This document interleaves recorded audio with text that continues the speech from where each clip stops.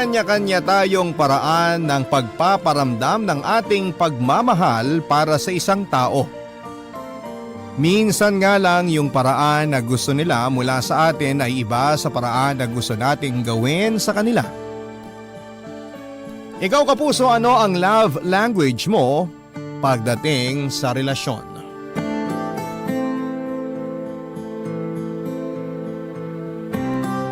Dear Papa Dudut, ang bawat isa ay may kanya-kanyang love language. At dahil magkakaiba tayo ng personality ay magkakaiba rin tayo ng paraan kung paano magpakita ng pagmamahal para sa isang tao. At hindi lahat ng paraan na yon ay kayang i-appreciate ng iba. Lalo na kung hindi natin kayang ibigay sa kanila ang kung anuman ang gusto nilang makuha mula sa atin. Kasi madalas mga kapuso ay mahirap mag-adjust sa mga bagay na hindi natin talaga nakasanayang gawin. Hi Papa Dudut, just call me Fred, 32 years old. At nagtatrabaho sa isang back office ng mall dito sa Alabang.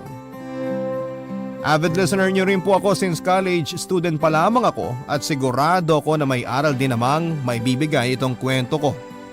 Lalo na nga at ikinasal ako na isang certified virgin. Pero hindi naman tungkol sa virginity ko itong kwento ko, kung hindi sa love story namin ng babaeng sobra kong mahal, Papa Dudut.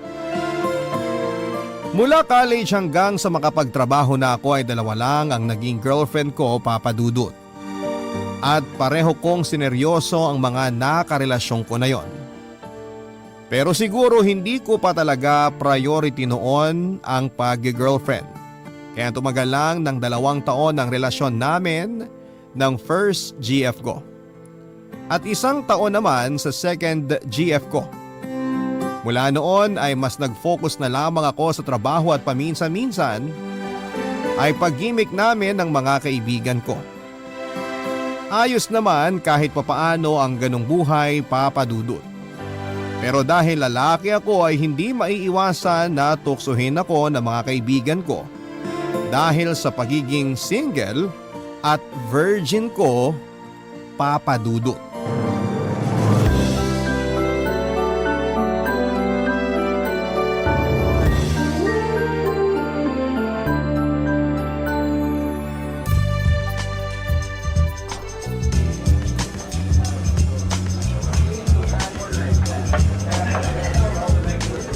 Happy birthday, paring Fred! Cheers! Salamat, Andre. Grabe, ang hihina talaga uminom ng ibang katrabaho natin. At kung kailan naman ako ng libre, tsaka pa sila maagang nagsiuwian. Paano? Mga takot sa misis nila kaya hindi pwede magpakalasing. Kahit wala naman tayong pasok sa trabaho bukas. Ikaw ba, pare? Di ka takot sa misis mo? Takot din syempre. Pero dahil wala nga tayong trabaho bukas, ako na lang ang maglalaba at maglilinis ng bahay namin para hindi na siya magalit sa akin. Ganun ba yung diskarte para hindi magalit ang mga misis sa pag-gimmick ng mister nila? Depende sa magiging asawa mo. Yung misis ko naman kasi, madali lang lambingin kaya mabilis na nawawala ang init ng ulo niya. Ah, okay. Swerte mo pala sa kanya kung ganun. Maswerte talaga ako kasi pinakasalan ako ng babaeng mahal ko. Ikaw ba, Fred? Kailan mo plano mag-asawa? Kapag nagka-girlfriend na ako. Kailan mo ba plano mag-girlfriend? Nakakatatlong anak na ako, bokya ka pa rin hanggang ngayon. Darating din ako dyan. Hindi naman ako nagmamadali. Hindi ka nga nagmamadali, pero yung Junjun mo, malapit nang pumurol sa sobrang tagal mong humanap ng babae. Grabe ka naman sa akin. Bakit? Totoo naman ah. Di ba nga? Wala ka pang kahit anong sex experience? Bakit naman napunta dyan ang usapan? Birthday na birthday ko, inaasar mo pa ako. Sinasabi ko lang kung ano yung totoo. Ikaw naman kasi, napakapihikan mo sa babae. Oy, hindi ah. Sus, hindi raw. Di sana pinatulan mo na yung opisina natin si Almira. Halata naman kasi patay na patay sa'yo yung babae na yon. Hindi ako pihikan. Pero syempre, may taste din naman ako pagdating sa babae na gusto ko maging girlfriend. Bakit? Maganda naman si Almira. Morena, matangkad at pang-model ang katawan. Maganda at sexy nga. Pero halos 50% ng lalaki sa opisina natin dumaan na sa kanya. So ayun nga, hindi ka choosy pero may issue lang sa past ng mga babae. Alam mo, hindi mo na dapat iniisip kung nakailang boyfriend na ba sila o ilang lalaki na nakakama sa kanila. Sa panahon ngayon, Fred, wala ka na makikitang virgin lalo na sa edad natin. Hindi naman ako naghahanap ng virgin na babae. Basta matino lang tsaka hindi malandi. Ayos na sa akin yun. Ay, makapagyosi nga muna sa labas. Gusto mo sumama? Hindi na. Hihintayin na lang kita bumalik dito. Ubusin ko na itong mga natirang alak sa lamesa. Okay, sige.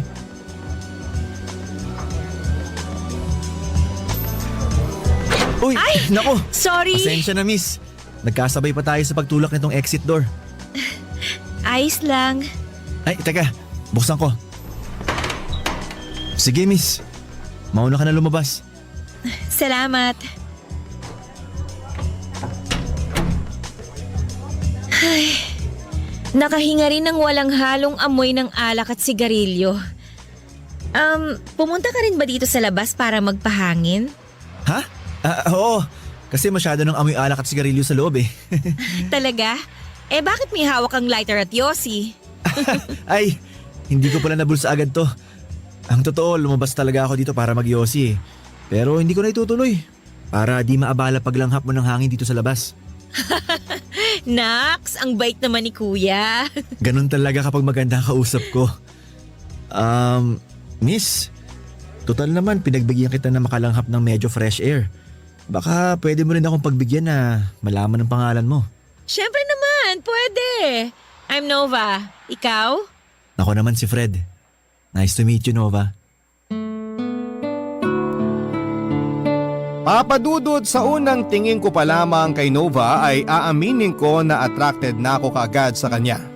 Sino ba naman kasing hindi ma-attract sa ganda ng itsura niya? Singkitin ang kanyang mga mata, matangos ang ilong, makinis ang kutis at malaki pa ang kanyang hinaharap. Kaya natuwa ko nang hindi niya ipagdamot ang cellphone niya pati na rin ang pangalan niya sa Facebook. At mula noon ay palagi na kaming magkausap, mapa-video call man o text. Nang linggo rin na yon ay niyaya ko nang makipag-date si Nova at pinaunlakan naman niya ako, papadudot. Nasundan ang mga date na yon kaya unti-unti ko pa siyang mas nakilala. Bukod sa pagiging maganda at sexy niya, yung pagiging mahinhin niya ang isa sa mga pinaka nagustuhan ko sa kanya, papadudot. Para siyang hindi makabasag pinggan kapag magkausap kaming dalawa. Lalo na nga nang minsan ko siyang sinama sa isang family gathering namin at nakilala siya ng pamilya ko. Sobrang gusto ko na kagad siya at maging ang mga family members ko kahit na hindi ko pa siya girlfriend noon. Kaya naman tsinaga ko pa ang panliligaw ko kay Nova, papadudot. Inihahatid sundo ko siya sa opisina at bahay nila na hindi naman kalayuan sa place ko. Kilala na rin ako ng mga magulang niya bilang manliligaw niya. At pagkalipas nga ng halos 2 buwan, sinagot na rin niya ako at nagkaroon na kami ng opisyal na relasyon. Sobrang saya ko noon lalo na sa bawat araw na lumipas na girlfriend ko siya. Pakiramdam ko, papadudot, habang tumatagal ang relasyon namin ay mas lalo ko siyang minamahal, papadudot.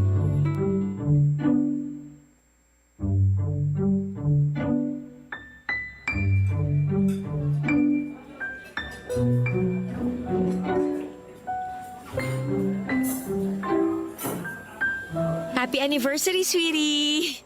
Happy anniversary din, sweetie. Grabe, ang bilis ng panahon ano? Biruin mo, naka-1 taon na kagad tayo.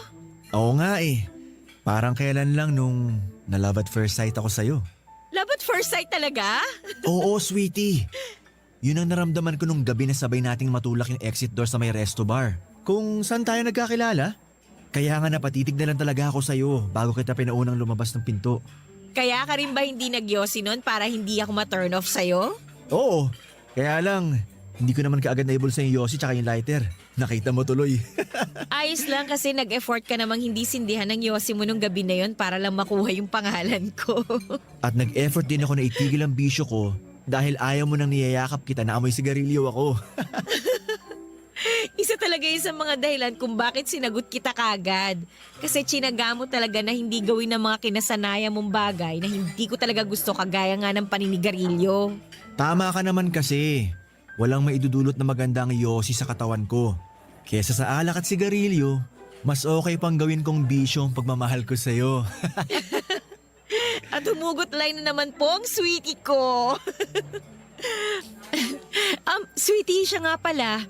Good job ka sa resto na to. Ang sarap ng paella nila dito. Yan talagang bestseller nila dito. Pero alam mo, mas masarap pa rin yung niluto mong kare-kare nang pumunta ako sa bahay nyo. Ang layo naman ng paella sa kare-kare. Talaga kasing hindi ko makalimutan ang lasa ng niluto mo na yun eh. Sobrang the best. Kung pwede nga lang, pakasalan na kita nun. Para araw-araw ko na natitikman ang mga luto mo. Huwag mo akong binibiro ng ganyan ha. Baka seryosohin ko yan. Oh, bakit ganyan ka makatitig? Parang matutunaw naman ako. Sweetie, pakasal na tayo. Uy, Fred, seryoso ka ba dyan? Huwag mo nga akong ginugood time ng ganyan. Kakainis ka. Seryoso ako sa sinabi ko, Nova. Wala pa akong singsing ngayon pero gusto na talaga kitang pakasalan. Kung gusto mo nga, dumiretso na tayo ng simbahan ngayon para mapakasalan na kaagad kita eh. Sige na nga. Anong sige na nga? Kanina inaalok mo ako magpakasal na tayo. Ngayon naman na sumagot ako, parang ayaw mo pa. Uy, wala akong sinabi na ayaw ko ha. Pero ang ibig mo bang sabihin? Oo, Fred. Magpapakasal ako sa'yo. Salamat! Salamat, Nova! Salamat talaga. Mahal na mahal kita. At ngayon pa lang, pinapangako ko sa'yo na hindi ka nagkamali ng pagpili sa akin bilang lalaki makakasama mo sa habang buhay. Papadudod, siguro nga para sa iba ay masyado pang maikli ang 1 taon para alokin ko ng kasal ang girlfriend ko na si Nova. Pero doon din naman kami papunta kaya bakit ko pa patatagalin? Pareho na kaming nasa tamang edad at may maayos na trabaho. Ramdam ko rin naman na seryoso siya sa relasyon naming dalawa at mahal na mahal namin ang isa't isa. Kaya wala nang kahit na anong dahilan para hindi pa kami magpakasal, Papa Dudut. Siyempre marami rin sa mga kakilala at kaibigan namin ang nagulat nang malaman nilang magpapakasal na kami ni Nova, Papa Dudut. Akala pa ng iba ay buntis ang girlfriend ko dahil parang biglaan daw ang desisyon namin na pagpapakasal. Pero palagi kong sinasabi at proud na sabihin na imposible pang mangyari yon dahil ni isang beses ay wala pang nangyayari sa amin ni Nova. Para sa ibang lalaki siguro nakakahiya ang bagay na yon. Yung hindi sila makascore sa babae na karelasyon nila. Pero para sa akin kasi naniniwala ako na ang pagtatalik ay dapat na ginagawa pagkatapos ng sagradong kasal ng 2 taong nagmamahalan, Papa Dudut.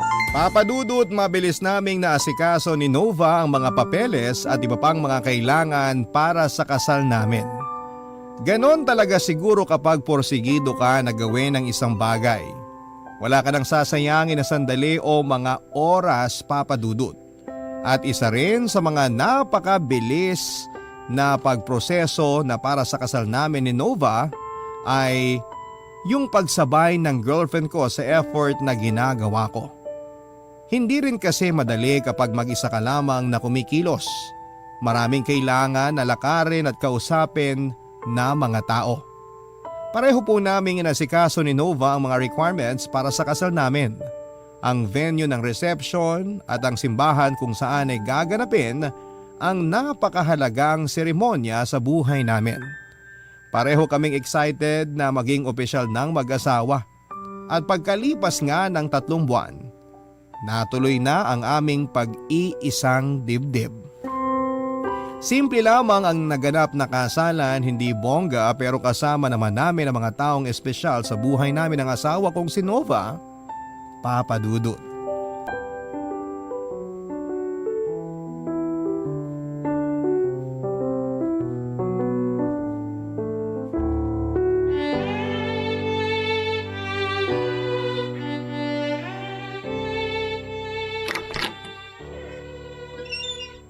Wow! Ang ganda naman itong room na binook ng ate mo dito sa resort para sa honeymoon natin, sweetie. Ako na lang kasi wala pang asawa sa aming apat na magkakapatid, di ba? Kaya binonggahan talaga nilang regalo para sa honeymoon natin kasi excited sila na magkaroon ka ng sariling pamilya. Oo nga eh. At iba pa yung appliances na niregalo nila para doon sa bahay na titirhan natin. Grabe, sobrang spoiled naman natin sa mga kapatid mo. Sobra talaga. Naalala mo nung pinaalam natin sa kanila ng parents ko na ikakasal na tayo? Halos magpalakpakan sila sa tuwa, di ba? Naalala ko yun. Tapos nagunahan pa sila sa pagkuha ng mga sasagutin nila sa kasal. Ang bait talaga ng pamilya mo, sweetie. Masaya lang sila kasi sa wakas, may misis na ako. Payakap nga ako sa asawa ko. Eto, yayakapin din kita ng sobrang higpit. Matagal na kitang nayayakap pero iba pala talaga kapag asawa mo na yung nakakulong sa mga braso mo. Ang sarap.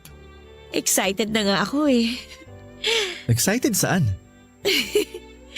Siyempre, sa unang gabi ng honeymoon natin. Excited na ako mag-enjoy at mapagod. Ako rin excited na. Pero nakakapagod pala talaga ang ikasal, no? Nangawit yung mga paa ko. Tsaka nagutom talaga ako kanina. Bakit ka naman nagutom? Marami namang pagkain dun sa reception natin ah. Oo nga, pero hindi naman ako nakakain ng maayos. Kasi buong araw kinakabahan ako. Ay teka, pagkain mo yung nasa may maliit na lamesa na malapit sa bintana?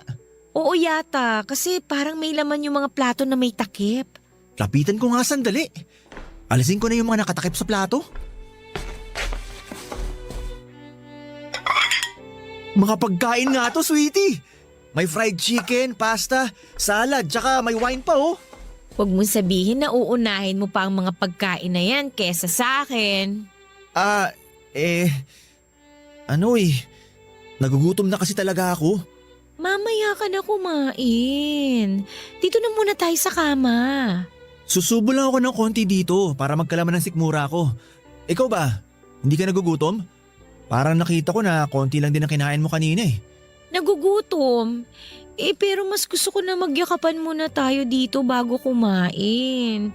Lika na dito, sweetie. Mamaya na. Uubusin ko lang tong isang hita ng fried chicken dito. Mamaya mo na ubusin yan. Gusto na kitang katabi sa kama. Sandali na lang talaga. Lalagyan ko lang ng laman ng kumakalam na sikmura ko. Nagugutom ka ba talaga? O kinakabahan ka lang? Ha? Ako? Hindi ako kinakabahan ha? Teka, iinom lang ako ng wine sandali. Woo! Ayan, ready na ako. At dapat ready ka na rin, misis ko. Ay, ano ba yan, sweetie? Bakit mo naman ako biglang binuhat? Para ipakita sa'yo na hindi ako kinakabahan. At mas lalong excited na rin ako na mayakap at makagat ka, sweetie. Ibababa na kita sa kama. Pakis nga ako. Huwag mo kong halikan dyan sa may tenga ko. Ano ka ba? Hindi. Dito kita sa tenga hahalikan. Malakas ang kiliti Ang ko bango-bango dyan. ng tenga mo, sweetie. Fred! Papadudot, grabe talaga ang kabako ng gabi na yon. Gusto ko na nga sanang daanin sa pagkain ang matinding kaba na nararamdaman ko pero sadyang naging mapilit si Nova kaya pinagbigyan ko na siya. Halos manginig nga ang mga tuhod ko at pati na ang buong katawan ko habang papalapit na kami sa kama. Pero syempre, ayoko namang mapahiya sa misis ko kaya pilit ko yon na hindi pinapahalata. Ewan ko lang kung magaling ba akong umarte na hindi kinakabahan sa unang gabi namin bilang mag-asawa. Basta in-apply ko talaga ang lahat ng ni-research ko sa internet para mapaligaya ang misis ko. Mukha namang nagtagumpay ako na gawin yon, Papadudot, dahil hindi na kami halos nakapaghapunan dahil sa ilang beses na ginawa naming pagroromansahan. Papadudot, doon ko lang nalaman na mas agresibo pala si Nova pagdating doon kumpara sa akin. Kahit pareho kaming walang experience ay halos siya ang trumabaho sa buong magdamag. Mas marami nga rin siyang alam na pwesto, galaw o paraan ng paghalik. Kaya naman enjoy talaga ako. Pilit ko namang sinabayan ang energy niya para kahit papaano ay hindi ako mapahiya sa unang gabi namin. Ganon pala talaga sa first time. Lahat nakakakaba. Pero talaga namang napakasarap sa pakiramdam, Papa Dudut.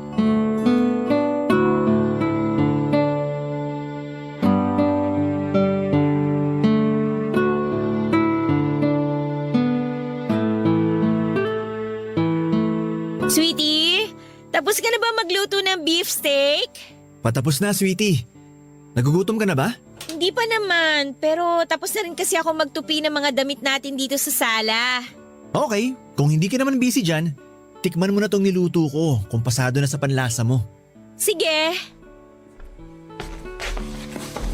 Sinunod ba ba lahat ang bilin ko sa pagluto ng beef steak lalo na pagdating dito sa karne ng baka? Opo, kinakabahan na nga po ako eh. Bakit ka naman kinakabahan? Baka kasi hindi po masasapanlasa mo tong luto ko eh. Masasayang lang. Sino ba kasi nagpresenta na magluto para sa hapunan? Ako? Pero kaya ko lang naman ginawa yun kasi ang dami mong nilabhan kanina. Nahiya ako kaya nagpresenta na lang akong magluto kahit di naman ako marunong. Ako naman ang nakatoka na maglabas sa araw na to, di ba? Kaya ayos lang yun. Pero sige, titikman ko na tong niluto mo. Eto sweetie oh, ipaglalagay na kita ng konting sabaw at karne dito sa maliit na mangkok. Hipan ko na muna para hindi masyadong mainit. Eto na ang isang kutsarang sabaw na may konting karne, sweetie. Mukha namang ayos ang lasa nito. Sakto yung asim tsaka yung alat ng sabaw. Tapos malambot na rin yung karni ng baka. Talaga? Pasado na ba sa panlasa mo? Oo! Ayos! Akala ko mapapahiya ako sa first beef steak ko eh. Papatiin ko na tong apoy sa kalan para makapaghain na ako. Sweetie, mamaya ka na maghain. Bakit mo ako niyayakap? Teka, amoy pawis na ako. Ayos lang yan. Lika, doon tayo sa may lamesa. Sandali, kukuha lang ako ng mga plato at baso. Mamaya na nga, sweetie. Sumunod ka muna sa akin. Halika, dito tayo sa may lamesa. Oh, hubarin mo na yung t-shirt at shorts mo. Ha? Sumunod ka na lang sa akin. Oo, sige, eto na. Oh, nahubad ko na. Yan. Tapos, humiga ka na dyan sa malapad nating lamesa na wala pang kahit anong nakalagay. Oh, okay. Eto. Nakahiga na ako. Tapos ano nang... Uy! Nova! Anong ginagawa mo? Tapos, lalagyan natin ng chocolate at strawberry syrup itong katawan mo. Alam ko, pero... bakit mo ginagawa yan? Napanood ko kasi na masaya raw gawin to ng mag-asawa dito sa ibabaw ng lamesa. Lalagyan ko ng mga pagkain niyang katawan mo. Tapos, kakainin ko. Hanggang sa ikaw naman ang gawin kong pagkain. Pero, ang lakit kasi sa balat. Ayos lang yan. Ganyan daw talaga sa simula eh. Pero mag-e-enjoy ka rin. Kaya hayaan mo lang ako sa gagawin ko sa'yo, sweetie. Papa Dudut, nabanggit ko kanina na mas agresibo si Nova kumpara sa akin pagdating sa pakikipag-romansahan. Pero hindi ko alam na mahilig din pala siyang mag-explore. Marami siyang gustong gawin namin na may kinalaman sa pagsisiping. Minsan pa nga ay nag-play siya ng malaswang video at sasabayan niya ang mga napapanood namin doon. Wala namang kaso sa akin yon, kaya lang may mga oras kasi na naiilang na ako sa gusto niyang mangyari. Oo, nag-i-enjoy ako kasi lalaki ako pero may mga pinapagawa kasi siya sa akin na hindi ko nababanggitin pa dahil masyado na talagang malaswa at sensitibo na minsan ay hindi ko kayang gawin talaga. O kung ginagawa ko man ay hindi ko pinapahalata na napipilitan lamang ako dahil ayokong mainis o madismaya sa akin ang asawa ko, Papa Dudut. At alam ko na obligasyon ko na paligayahin ang asawa ko pagdating sa kama at sa mga bagay na trip niyang ginagawa naming dalawa na magkasama, Papa Dudut. Kabarangay, i-share mo ang iyong barangay love stories. Sabay-sabay nating pakinggan ang iyong kwento ng pag-ibig, buhay at pag-asa. Ipadala lang sa barangaylovestories@yahoo.com. Papa Dudut, siguro nga ay ganon talaga ang mag-asawa sa unang taon ng pagsasama nila. Masyadong ma-explore sa iba't ibang bagay. Lalo na nga at pareho kaming walang karanasan ni Nova sa sex bago kami may kasal. Nagkataon lang na mas ma-explore talaga siya sa akin. Hindi ko pala nabanggit na mas matanda nga pala si Nova ng 3 taon kesa sa akin. At ako ang kanyang naging kauna-unahang boyfriend noon. Kaya naman ako rin ang kanyang naging first kiss, ang first sa lahat-lahat pagdating sa pakikipagrelasyon. Isa rin yon sa mga dahilan kung bakit nararamdaman ko na siya na ang babaeng para sa akin. Dahil pareho kami ng paniniwala na ang pagsisiping ay sagrado at dapat na ginagawa kapag kasal na ang 2 tao. Yun din ang naisip kong dahilan kung bakit sa aming dalawa si Nova talaga ang mas mahilig o ma-explore pagdating sa pakikipagsiping.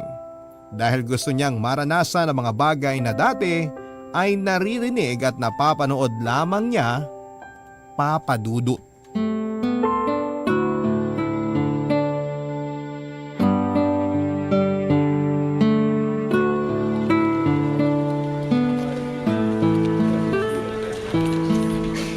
Hello, sweetie? Nasa bahay ka na ba? Oo, kakauwi ko lang. Mabuti naman. Bakit mo pala natanong? Pauwi ka na rin ba? Hindi pa eh. Meron kasi kaming overtime kaya malilate ako ng uwi sa bahay. Oy, ganun ba? Sayang naman kasi plano ko sana magluto ng masarap na ulam para sa hapunan. Magluto ka pa rin kasi kakainin ko naman yung pag-uwi ko mamaya. Hindi pa ako nagdi-dinner dito. Tsaka kape lang yung minerienda ko kanina. Medyo gutom na rin talaga ako. Pero dyan na lang ako kakain sa bahay. Okay, sige. Magluluto na rin ako pagkatapos ko magbihis. Basta mamaya ha. Anong meron mamaya? Alam mo na yun. Friday ngayon. Kaya kailangan may lakas ka pa rin pag uwi mo dito ha. O sige na. Baba ko na rin tong tawag. Text mo na lang ako pag pauwi ka na ha. I love you. I love you too, sweetie. Bye. Ang sweet namang mister nitong kaibigan ko. Ganun talaga, Andre. Sabi mo nga, para maiwasan na magtampong misis natin, kailangan lagi silang updated, lalo na sa schedule natin sa trabaho. Mukhang marami ka natutunan sa akin ah. Pero kamusta ba ang buhay may asawa? Nag-e-enjoy ka ba o parang nasasakal ka na kagad? Nasasakal talaga? Oo, yun kasing naririnig ko sa ibang kaibigan kong lalaki na nagpakasal na.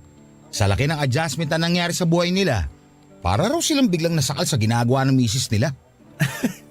Grabe naman yung ibang kaibigan mo. Baka hindi pa sila handang magpakasal kaya nasabi nila yon. Pero para sa akin, hindi ako nakakaramdam ng ganyan kasi hindi naman mahigpit si Nova sa akin eh. Kaya lang, nakakapagod din palang maging lalaki, no? Ha? Anong ibig mo sabihin, Fred? Eh kasi 'di ba? Obligasyon natin na paligayahin ang asawa natin, lalo na pagdating sa kama. Oo, syempre. Kasi nga, tayo ang lalaki at tayo ang dapat na mas nagtatrabaho pagdating sa bagay na yon. Ayun na nga. Doon ako pinaka napapagod sa bahay namin. Teka, huwag mo sabihin na sa inyong mag-asawa. Yung misis mo madalas sa mga labit kapag magkatabi kayo sa kama. Naku, kung alam mo lang, Andre, hindi lang siya sa loob ng kwarto nangangalabit. Kahit nasa ang sulok pa kami sa loob ng bahay, mahilig mga labit si Nova. Wow, nakakaingit ka naman pare. Samantalang yung misis ko, minsan kailangan ko pang luhuran bago ako pagbigyan. Ayun lang, magkaiba sila ng asawa ko. Pero minsan talaga napapaisip ako kung normal pa ba yung pangangalabit na ginagawa sa akin ni Nova eh. Ano ka ba? Normal lang yan kasi mag-iisang taon pa lang naman kayong kasal. Dapat nga, ikaw pa yung mas agresibo sa inyong dalawa pagdating sa sex. Huwag mo sabihin na hindi ka nag-i-enjoy sa sexy time niyong mag-asawa. Nag-i-enjoy naman ako. Kaya lang, kagaya nga ng sabi ko, hindi naman sa lahat ng oras nasa mood ako, di ba? Lalo na kapag pagod tayo galing trabaho. Yung tipong pag-uwi ko, gusto ko sana magpahinga muna. Pero hindi ko naman magawa yun. Kasi nga ang gusto ni Nova, sexy time kaagad. Bago kumain at magpahinga. Papa Dudut, syempre tao lamang ako na marunong mapagod at minsan ay mainis na rin kapag nagpaparamdam ang asawa kong si Nova na magtalik na kami kahit wala pa akong pahinga. Lalo na nga kapag galing ako sa pag-o-overtime sa trabaho. Kailangan ko rin kasing sipagan sa trabaho dahil marami na kaming mga binabayaran noon. Hindi ko lang masyadong pinapakita sa kanya na stress at wala ako sa mood kasi ayokong mapahiya siya. Ayokong mainis o magalit siya sa akin kapag hindi ko siya napagbibigyan. Napakaliit lamang na bagay ang sex para pag-awayan pa naming mag-asawa. Kahit minsan, Papa Dudut, ay hindi ko na talaga naiintindihan kung saan pa ba nanggagaling ang energy niya pagdating sa pakikipagsiping. Kung normal pa ba yung mga trip niya sa kama. Pero sabi nga ni Andre, nasa unang taon pa lamang kami ng buhay mag-asawa kaya normal pa para sa amin ang mag-explore. Ayon nga lang, hindi kami pareho ng paraan ng pag-i-explore ni Nova. Mas wild siya at agresibo na talaga namang hindi ko masabayan. Pero kailangan ko pa ring pagbigyan dahil ayokong magkulang sa kanya bilang asawa niya, Papa Dudut.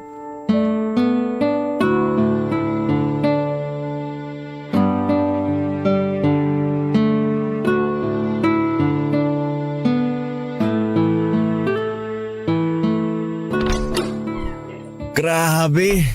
Mas nakakapagod yata ang traffic pa uwi dito sa bahay kaysa sa overtime namin kanina. Makaupo nga muna dito sa sofa.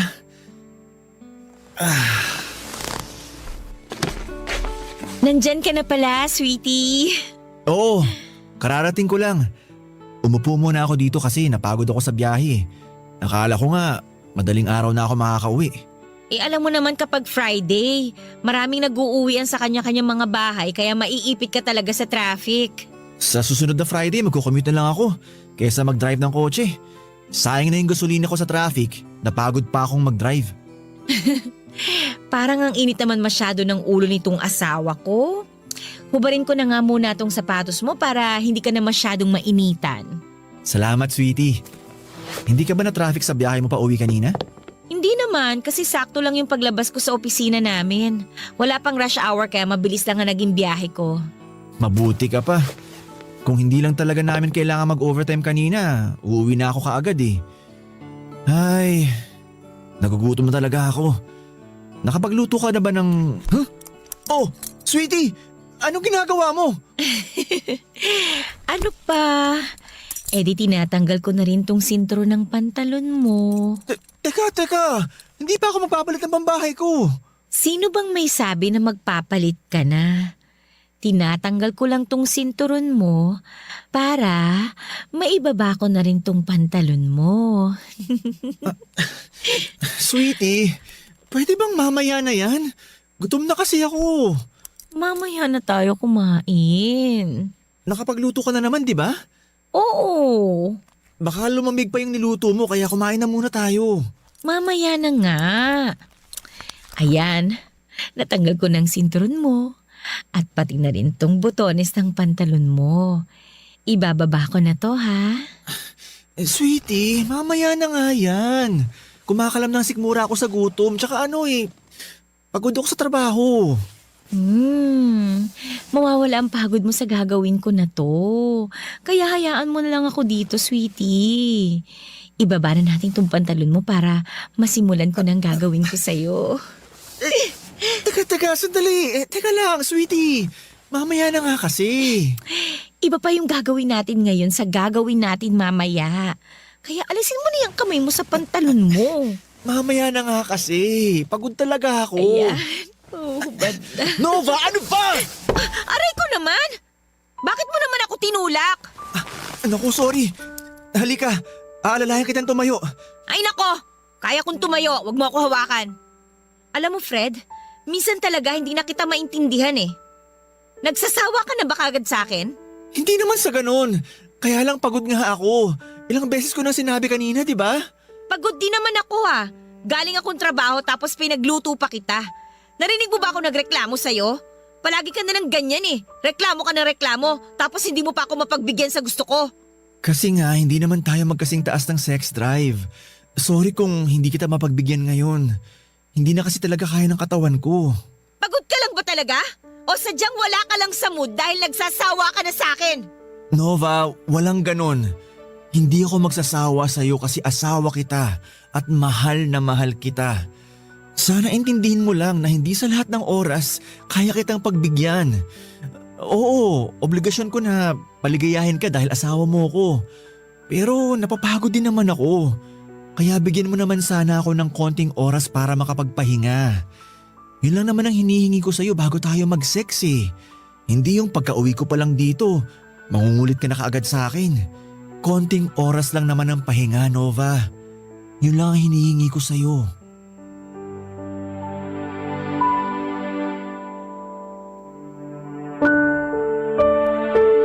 Papa Dudut, hindi ko na talaga napigilan ang sarili ko na mainis ng gabi na yon. Napagtaasan ko na ng boses ang asawa kong si Nova kaya nauwi na rin sa pagtatalo ang lahat. Yun pa naman talaga ang iniiwasan ko, yung mag-aaway kaming dalawang mag-asawa.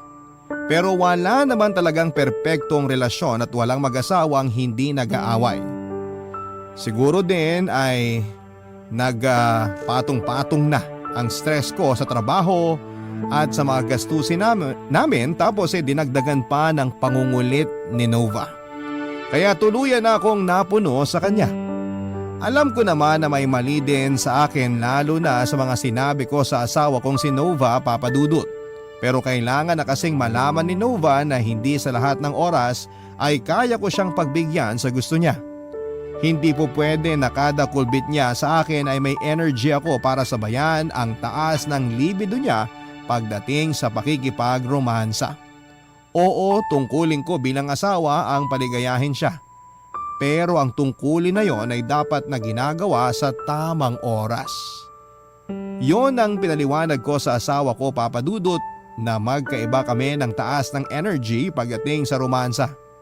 Inamin ko na may mga oras na hindi ko na talaga siya nasasabayan at nagsorry ako sa part na yon.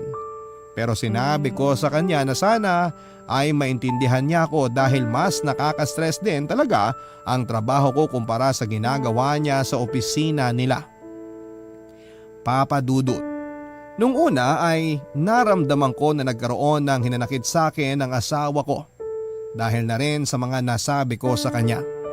Pero hindi ko na pinahaba pa ang oras ng tampuhan namin dalawa at sinuyo ko siya hanggang sa magkabati kami.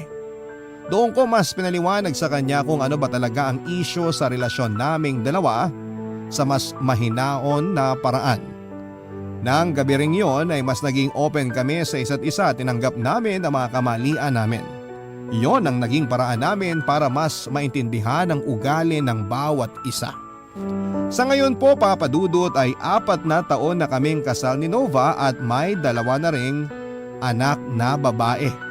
Hindi na namin pinagtatalunan pa ang tungkol sa pagsisiping at natatawa na lamang kami kapag binabalikan namin ang napagkukwentuhan na mga nangyari sa amin mula sa nakaraan. Yon ang buhay mag-asawa namin.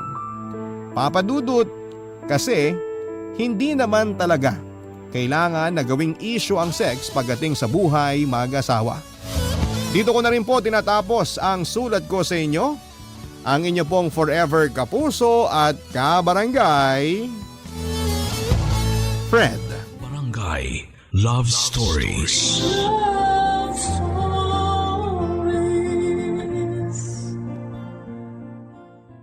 Barangay LS 97.1 Number 1. Forever.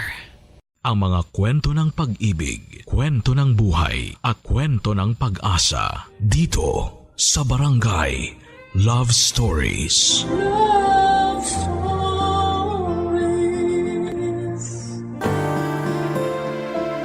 Ang pagmamahal ay hindi palaging may kapalit. Dahil mas mahalaga na minamahal mo ng buo at totoo ang isang tao. Kahit ikaw na lang ang lumalaban.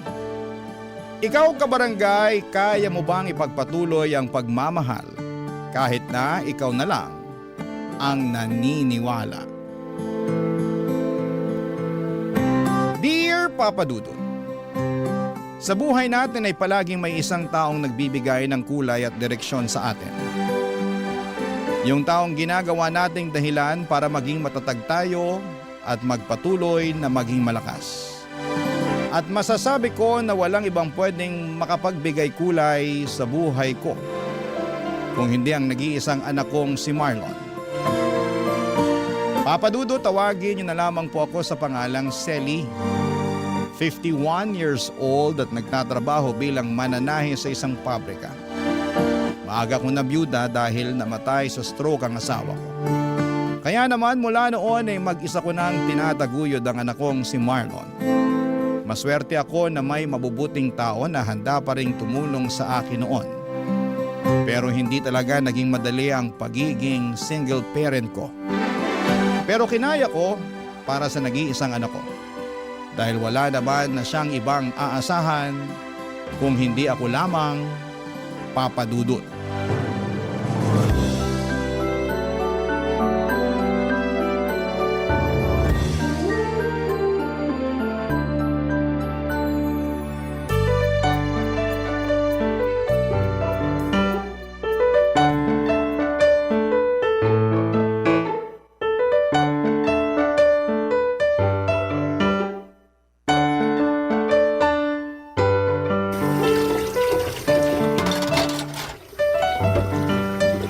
Ma, tulungan ko na po kayo sa pagliligpit nyo dyan sa lababo.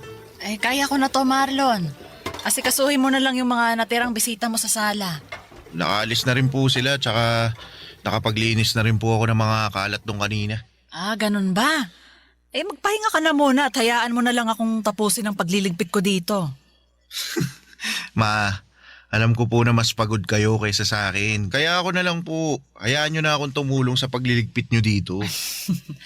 Eh, sige na nga. Punasan mo na lang yung mga bagong banlaw na mga baso at pinggan nang matuyo agad ang mga yan. Ayan lang sa may sabitan ng malinis na pamunas. Sige po, Ma.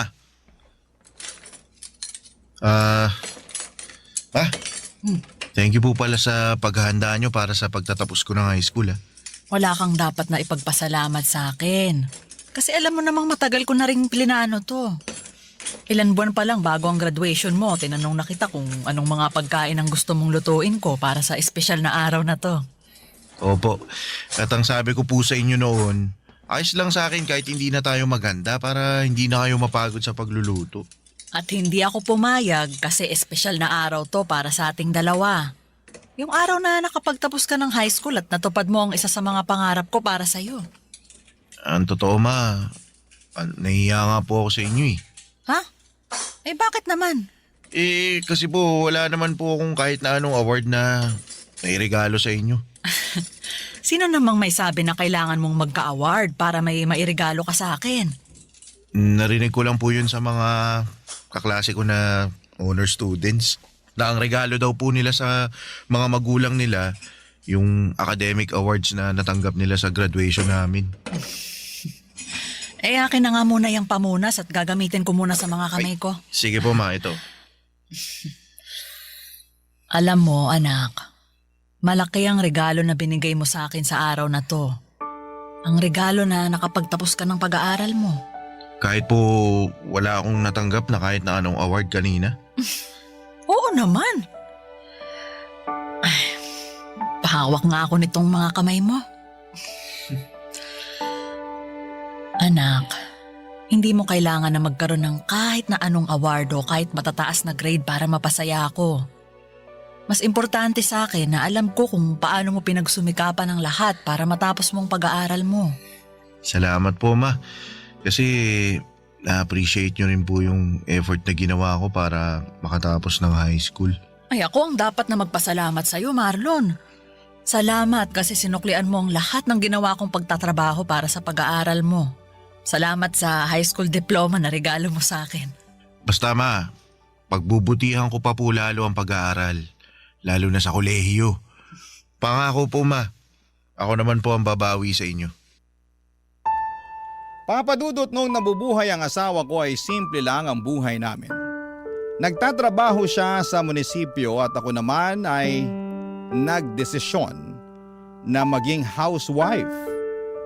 Sa asawa ko talagang si Manuel nanggaling ang ideya na yon. Dahil may trabaho din ako noon sa isang hardware shop. Pero nang maging masela ng pagbubuntis ko ay pinahinto niya na muna ako sa pagtatrabaho. Pero ang gusto ko sana noon, bumalik kapag nakapanganak na ako.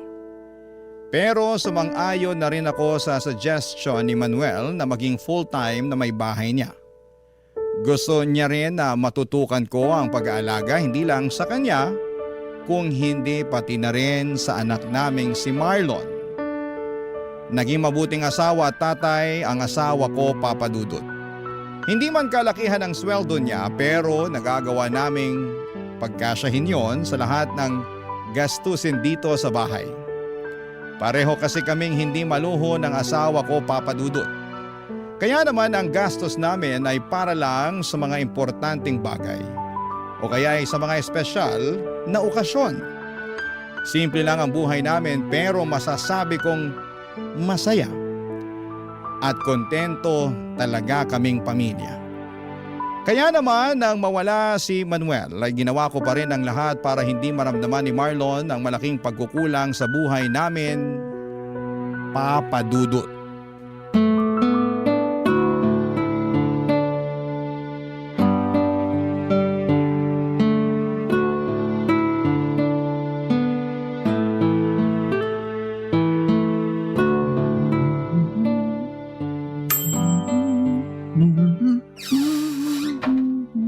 Oh, Marlon, ang aga mo naman yatang nakauwi ngayon.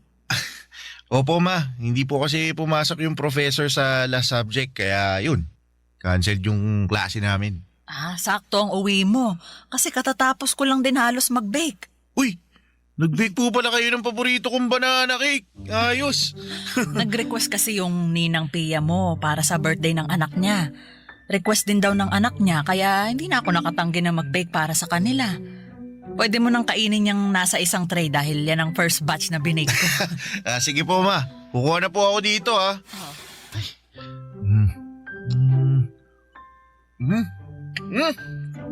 Grabe naman po mo, napakasarap talaga nitong banana cake na gawa nyo, ayos.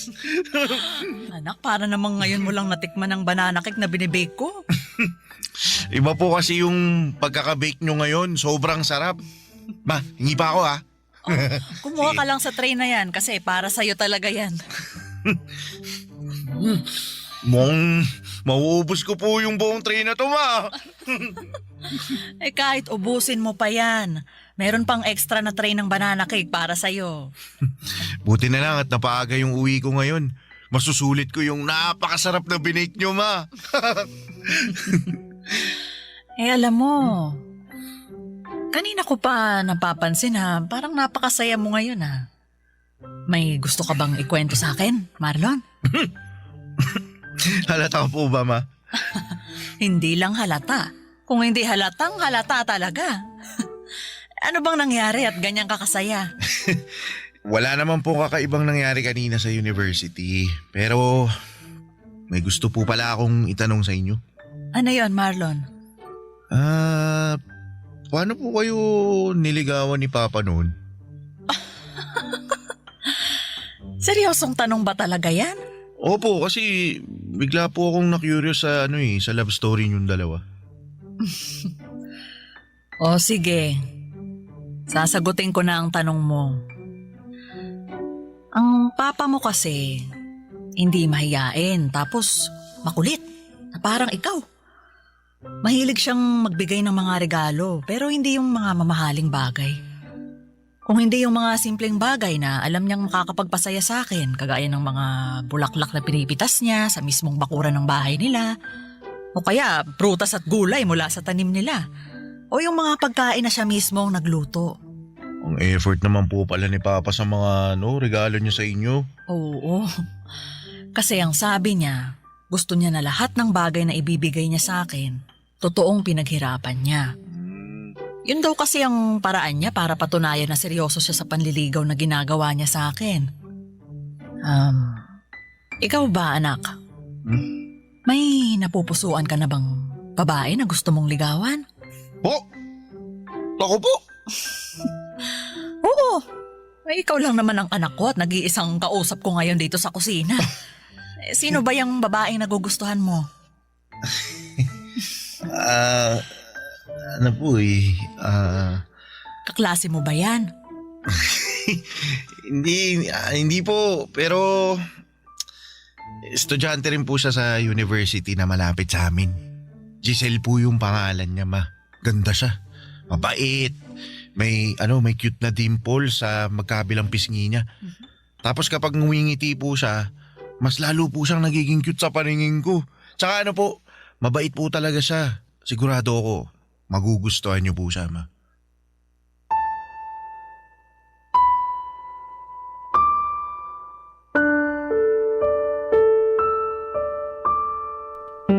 Papadudot masasabi kong maswerte ako sa anak kong si Marlon. Malaking tulong yon para kahit papaano ay gumaan ang responsibilidad na dinadala ko noon. Kasi masipag siyang mag-aral at matyaga sa mga bagay na ginagawa niya. Wala man siyang academic awards na naiuuwi sa bahay o naipapakita sa akin. Sapat na yung alam kong hindi niya pinapabayaan ang pag-aaral niya. Yun naman ang importante para sa akin. Yung nagiging responsable siya sa ginagawa niya. Bukod sa pag-aaral ay mahilig din siyang mag-basketball. Yun na halos ang pinakalibangan niya noon. May mga oras pa nga na dinadala niya sa bahay ang mga kaibigan niya at tuwang-tuwa ang mga ito kapag nagluluto ako ng pagkain, lalo na kapag nag-bake ako ng banana cake. Hobby ko na rin kasi ang pagbe-bake noon kapag may libreng oras ako. At ang banana cake na binibake ko ang pinaka-paborito ni Marlon. Sinabi pa nga ng mga kaibigan niya na dapat daw ay nagbe-business ako ng pagbebenta ng banana cake. Pero hobby ko lang talaga yon, Papa Dudut, kaya hindi yon pumapasok sa isipan ko. Barangay Love Stories. Barangay Love Stories.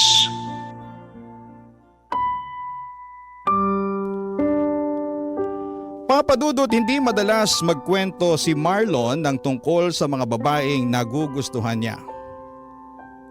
Naririnig ko lang sa mga kwentuhan nila minsan na may mga kaibigan niya na nag-uusap kapag nakatambay sila sa bahay. Ang pag-aasaran nila ay tungkol dito. Kaya nang magkwento na sa akin si Marlon ay natuwa talaga ako. Kasi yun ang unang beses na ginawa niya yon. Nararamdaman ko kaagad na medyo malalim ang pagkagusto niya kay Giselle. Kasi iba ang mga ngiti sa labi niya habang nagkukwento tungkol dito. Papadudot, madalas din na hawak niya ang cellphone niya kapag nasa loob siya ng bahay. Nakangiti habang nakaharap dito. Sa 10 oras naman ng gabi ay naririnig ko rin ang boses niya na mahinang nagsasalita at tumatawa. Sigurado akong si Giselle rin ang kausap niya noon. Wala naman akong ibang nakikitang problema at masaya pa nga ako kasi nakikita kong inspirado ang anak ko. Alam ko rin na hindi niya naman pinapabayaan ang pag-aaral niya. Malaki kasi talaga ang tiwala ko sa kanya noon, Papa Dudut.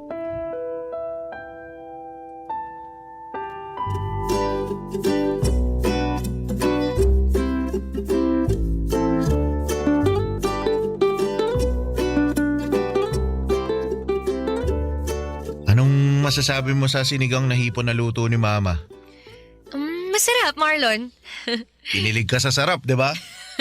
Parang ganun na nga. Sabi ko naman sa'yo masarap magluto yung mama ko. Mamaya matitikman mo yung napakasarap na banana cake na palagi niyang binibig. Nirequest ko talaga yun para sa'yo. Naku, kapag natikman mo yun, makakalimutan mo talaga yung pangalan mo. Totoo ba yan, ha? Marlon, Baka naman masyado nang mag-expect si Giselle na masarap ang binibake ko na banana cake, ha? Bakit? Masarap naman po talaga, ma. Ang dami na nga pong gustong umorder at maging reseller ng binibake nyo eh. Kayo na lang po talaga yung tumatanggi sa kanila. Alam mo naman na hobby ko lang ang pagbibake na ginagawa ko, Marlon. Pareho po kayo ng mommy ko, tita. Mahilig din po siyang mag-bake. Talaga? Ano yung madalas na binibake ng mami mo? Chocolate brownies and muffins po, tita. Pero hobby lang din po niya ang mag-bake kasi ayaw niya rin po niya gawing business yun eh. Alam mo, sa totoo lang kasi, magastos din gawing business ang pagbibake. Malaki-laking puhunan ang kailangan namin kung gusto talaga naming simulan yun. Marami ring oras ang makakain sa bawat araw namin. Nabanggit din po yan ni mommy, tita. Pareho naman daw silang may maayos na trabaho ni daddy kaya hindi niya pinupush na gawing business. Tsaka ayaw niya rin daw po na bawasan pa ang budget na para sa bahay o sa pag-aaral ko. Kaya nga sabi ko kay mommy sa oras na makatapos ako ng pag-aaral at magkaroon ng regular na trabaho, ako mismo ang magpapatayo ng bakery para sa kanya. Nakakatuwa ka naman, Giselle. Bakit yun naman po nasabihan, tita? Kasi bumubuo ka na kaagad ng mga pangarap para sa magulang mo. Sa panahon kasi ngayon hindi lahat ng kabataan ganyan mag-isip. Pero ayos lang naman sa akin kasi alam ko na iba na talaga ang kinasanayan ng mga tao ngayon. Magkakaiba nga po ang paniniwala ng mga tao pagdating sa bagay na yan. Basta para sa akin po, obligasyon pa rin naming mga anak na suklian lahat ng naging sakripisyo ng mga magulang namin. Sana dumami pa ang mga anak na kagaya mo. Kasi hindi lahat ng magulang nagkaroon ng oras na makapag-ipon para sa sarili nila. Yung iba, binuhos ang oras at buhay nila sa mga anak nila.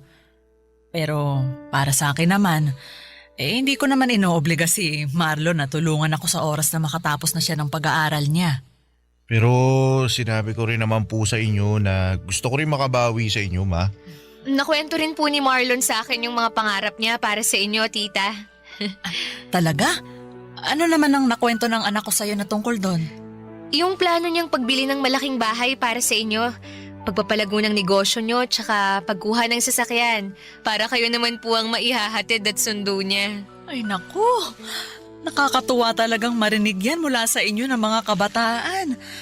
Siguro, para sa akin lang ayoko naman na itali ng mga anak ang buhay nila sa pagtulong sa mga magulang na kagaya ko. Kayo ang responsibilidad namin hanggang sa tumanda na kayo at magkaroon ng sariling mga buhay. At kahit anong mangyari, responsibilidad naming mga magulang ang sarili namin.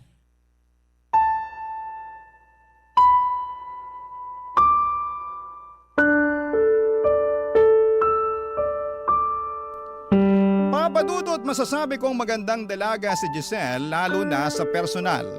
Nakita ko na siya sa mga pictures sa cellphone ni Marlon. Hindi siya katangkaran, payat, maputi ang kutis at palangiti ang mga labi niya.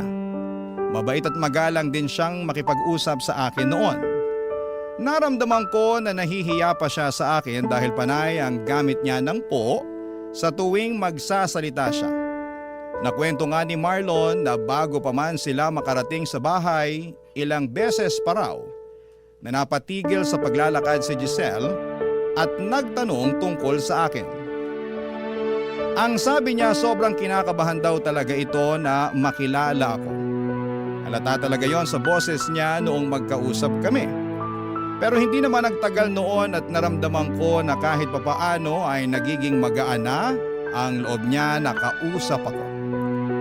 Sa unang beses na nakilala ko ng personal si Giselle bilang nililigawan ng anak ko ay nagustuhan ko na kaagad siya para kay Marlon.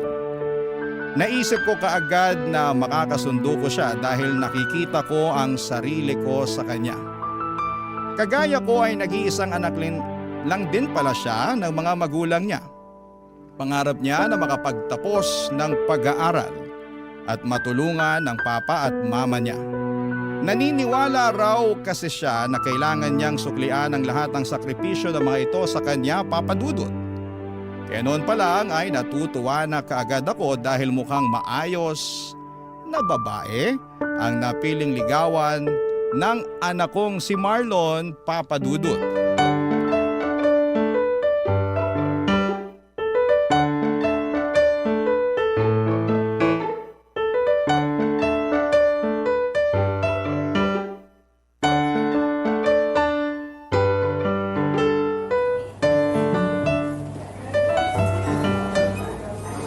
Selly, mabuti naman nandito ka pa sa kantin. Patapos ka na bang kumain? Ay, hindi pa, Pia. Halos kakasimula ko lang din mag-lunch. Ay, naku sakto, may kasabay pala akong kumain. Oh, nagbabaon ka pa rin pala ng pagkain mo. Oo, mas tipid eh. Ayan din ang nasa isip ko, kaya palagi rin akong may baon para sa lunch break natin. Maiba ako, no? Kumusta na nga pala yung inaanak ko? Ayun, sa awa ng Diyos, lumalaking mabuti at magalang na anak. Ay, hindi ka ba niya binibigyan ng sakit sa ulo? Naku, hindi. Kagaya ng sabi ko, mabait talaga si Marlon. Masipag mag-aral, saka may nililigawan na ngayon. Ay, talaga? Ay, mabuti ayos lang sa'yo na nanliligaw na yung anak mo. Oo naman. Wala naman akong nakikita na masama sa ginagawa niya, Pia. Binata naman si Marlon at dalagang nililigawan niya. Alam mo kasi, iba na rin ang mga kabataan ngayon.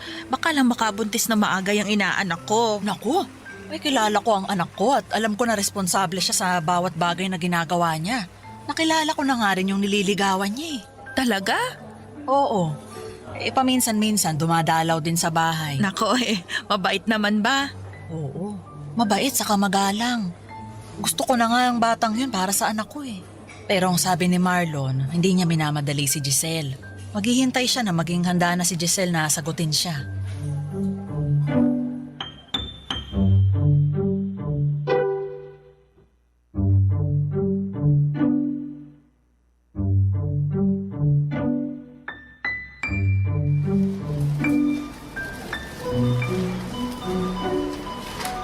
Wala na ba tayong nakalimutan na isama dito sa grocery cart natin, Marlon? Mukhang wala na pong kulang, ma.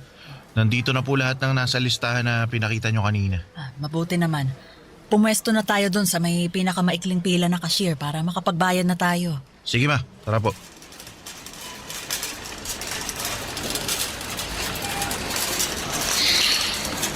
Ang daming tao ngayon dito sa grocery, no? Oo nga po, May. Mabuti na lang sinamahan mo ko at nagawa kong tapusin agad ang pag-grocery ko. Hindi rin naman po ako busy ngayon. Wala ba kayong lakad ni Giselle? Wala po, ma. Umuwi po kasi sila ng parents niya sa Pangasinan para sa birthday celebration ng lola niya. Pero, ma, ano pong tingin nyo kay Giselle? Mukha naman siyang mabait talaga, Marlon. Natutuwa nga ako at napakagalang niya makipag-usap sa akin. Halata na mahiyain talaga siya, lalo na nung unang beses ko siyang makausap. Mahihain po talaga yun. Naalala ko naman yung kaba niya nung sinabi ko na ipapakilala ko siya sa inyo. Namutla yung muka, tsaka yung labi niya namutla rin. Ay, hindi naman ako mukhang masungit ah. Bakit siya kinakabahan na makilala ko? First time niya raw po kasi na maipakilala sa magulang ng nanliligaw sa kanya. Sabi ko naman po, ang dahilan kung bakit dinala ko siya sa bahay para makilala niya ang espesyal na tao sa buhay ko. Kung sino yung nagbibigay ng buhay sa akin at humubog sa kung sino ako ngayon. Tsaka gusto kong makita niya mismo kung gaano kabait at kaganda yung mama ko.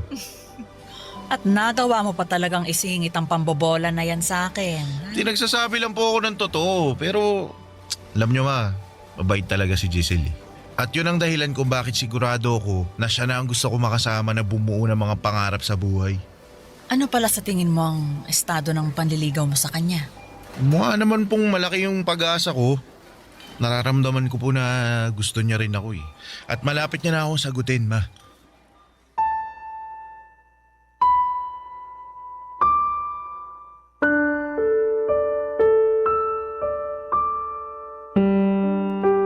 Papadudot kagaya ng sinabi ko kanina. Yun ang unang pagkakataon na may naikwento sa akin si Marlon na tungkol sa babaeng nagugustuhan niya. Natuwa ako dahil mas nagiging open na siya sa akin tungkol sa personal na buhay niya. Kahit malapit kami sa isa't isa ay hindi naman kasi namin na pag-uusapan ng tungkol sa bagay na yon. Naisip ko pa nga na kung nabubuhay ang asawa kong si Manuel ay baka mas makapagkwento pa sa kanya si Marlon. Pero nang magsimula na nga siyang magkwento sa akin ay iba ang saya na nararamdaman ko. Para bang mas naging close pa kami, lalo na nang magkwento pa siya ng ibang mga bagay tungkol kay Giselle. Ang saya lang makinig sa mga kwento niya at makita siyang inspirado dahil po sa isang tao. Halos hindi nawawala ang ngiti sa mga labi niya, lalo na kapag hawak niya ang cellphone niya, lalo na kapag kausap niya doon si Giselle, Papa Dudut. Barangay Love Stories. Barangay Love Stories. Papa Dudut, masasabi ko na nagmana si Marlon sa asawa kong si Manuel pagdating sa kung papaano sila magmahal ng isang babae. Kagaya ni Manuel ay nakita ko noon na palaging gusto ni Marlon na kausap si Giselle, mapatext o tawag man. Ganon din kasi si Manuel sa akin noon, Papa Dudut, dahil hindi pa uso ang cellphone noong panahon namin. Madalas akong tinatawagan ni Manuel sa telepono ng bahay namin at madalas din siyang dumadalaw noon sa bahay namin, lalo na noong nililigawan niya pa lamang ako. Kaya naman ayos lang sa akin sa tuwing magpapaalam si Marlon na aalis ng bahay o malilate na ang uwi dahil pupuntahan niya si Giselle sa bahay nila. At sa tuwing magkakwento si Marlon ang tungkol sa panliligaw na ginagawa niya kay Giselle, nakikita ko ang kakaibang kislap at saya sa mga mata niya. Bagay na nagbibigay din ng saya sa akin kasi ramdam ko noon kung gaano niya kamahal si Giselle, Papa Dudut.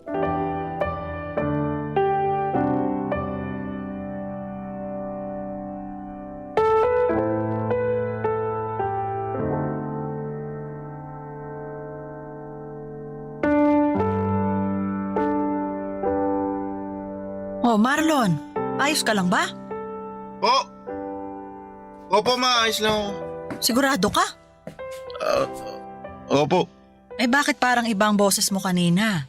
Nagbubukas pa lang nitong pinto, naririnig na kitang halos nanggigigil dyan sa cellphone mo. May problema ba, anak? Sinabi ko na nga wala akong problema, di ba? Ano po ba mahirap intindihin sa sinabi ko? Ayos lang po ako, kaya hindi nyo na kailangan paulit-ulit na tanungin. At hindi mo rin kailangan na magtaas ng boses habang kausap mo ko, Marlon.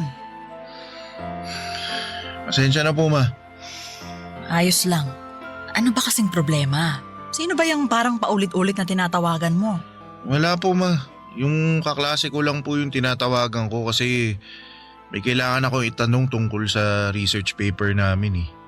Sige po, papasok na muna ako sa kwarto kasi may gagawin pa ako eh.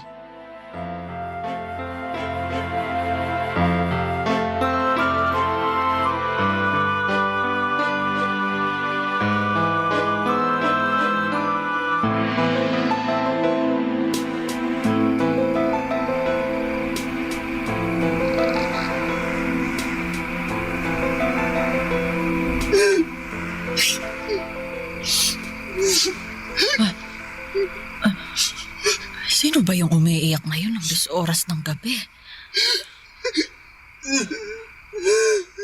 Teka, parang boses ni Marlon yun ah. Ay, makabangon na nga muna nang mapuntahan ko siya.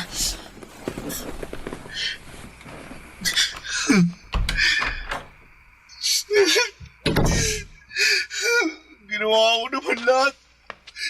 Saan ba ako nagkulang? Ba't hindi ako yung pinili mo? Marlon, anak! Ma, sorry po kung nagising kayo. Kailan ka pa natutong uminom ng alak? Pasensya na po. Kailangan ko lang po ng pampatulog. Anak, ano ba talagang problema? Wala po, ma. Ayos lang po ako. Huwag niyo po ako lalahanin. Hindi ka maayos. Magdadalawang linggo ka nang palaging tulala tapos ngayon, nagpapakalunod ka naman sa alak. Sabihin mo na sa akin ng totoo. Tungkol ba to kay Giselle?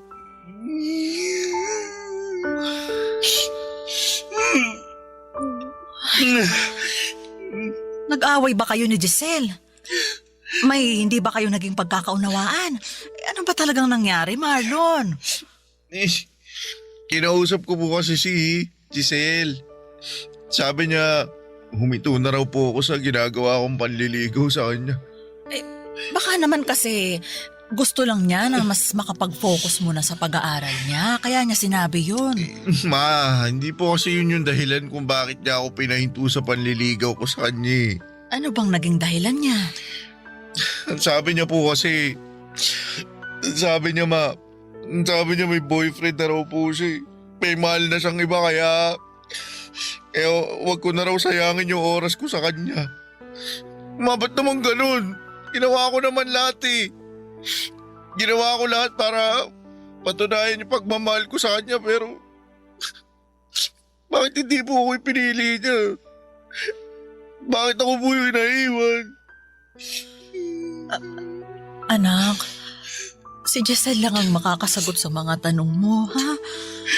Alam kong mahirap pero sa ngayon, kailangan mong magpakatatag. Hindi lang naman si Giselle ang babaeng pwede mong mahalin. Bata ka pa, Marlon. Marami pang pwedeng mangyari sa buhay mo. Pero si Giselle po kasi yung gusto ko eh. Siya po yung mahal ko. Wala po ibang pwedeng mahalin kundi siya lang. Ma, siya lang po. Mahal ko si Giselle eh. Mahal na mahal ko po siya. Mahal na mahal.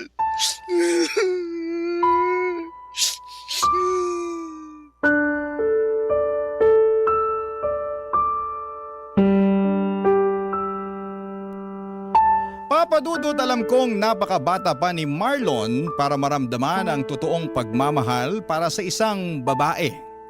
Marami pa siyang iba na pwedeng makilala at mahalin. Pero sa totoo lang, umasa na rin ako noon na sanay si Giselle na rin ang makatuluyan niya sa hinaharap. Dahil sa ilang beses na dumalaw ito sa bahay, nakita ko kung gaano siya kabait at kagalang. Kaya pati ako ay nalungkot nang malaman ko na hindi niya kayang suklian ang pagmamahal ng anak ko. Na may iba na siyang minamahal kaya pinatigil na niya si Marlon sa panliligaw sa kanya. Nang mga sumunod pang araw noon ay nakita ko ang tila pagbagsak ng mundo ni Marlon. Palagi siyang walang ganang kumain, tulala sa sala kapag uuwi galing sa trabaho, at ang pinakamasakit yung naririnig ko siyang umiiyak gabi-gabi sa kwarto niya. Nadudurog talaga ang puso ko sa nakikita kong pagbagsak niya. At ginawa ko po ang lahat para maiparamdam sa kanya na lilipas din ang lahat ng sakit na nararamdaman niya. Na hindi lang kay Giselle titigil ang mundo niya, na magagawa niyang makausad kahit paunti-unti. Kaya lang ay bago pa man niya magawa yun ay tila sumuko na mismo ang katawan niya. Dahil isang umaga ay hindi na lamang siya nagising. Papadudot.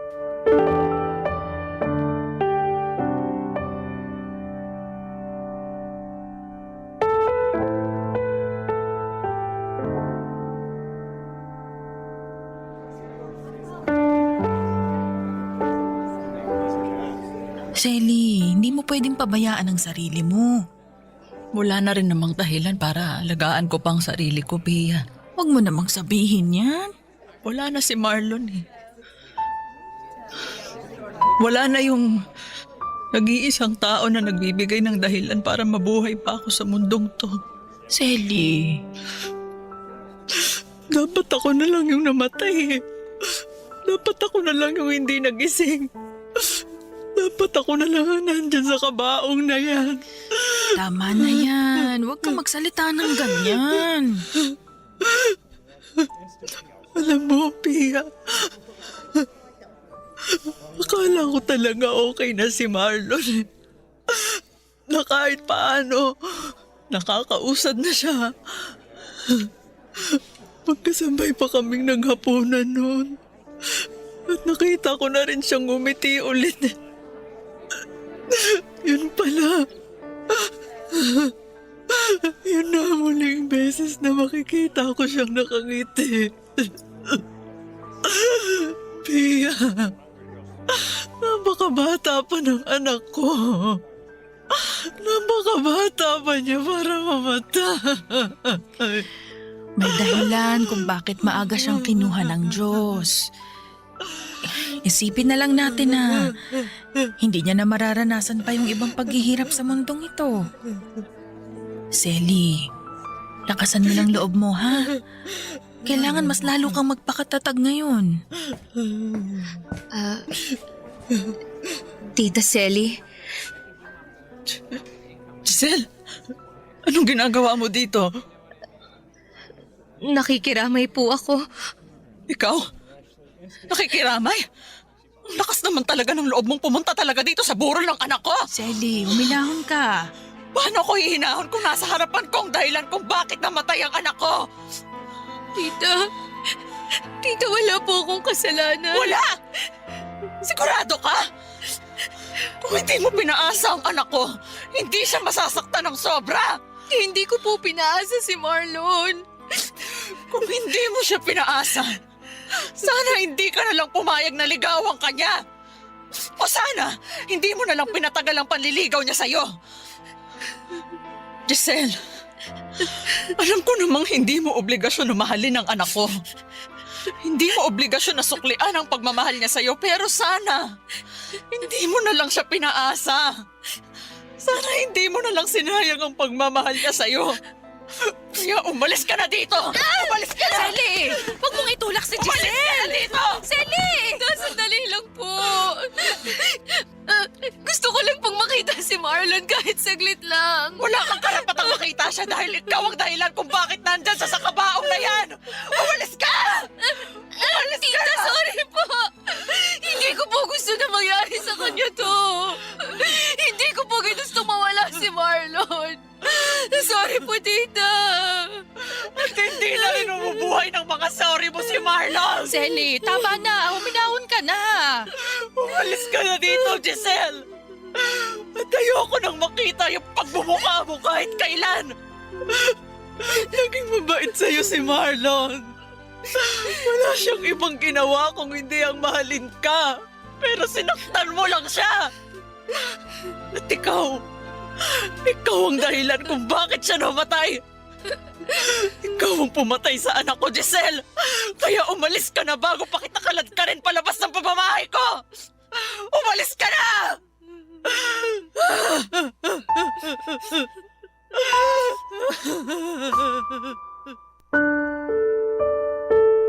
Bangungot ang kinamatay ng anak kong si Marlon Papadudot.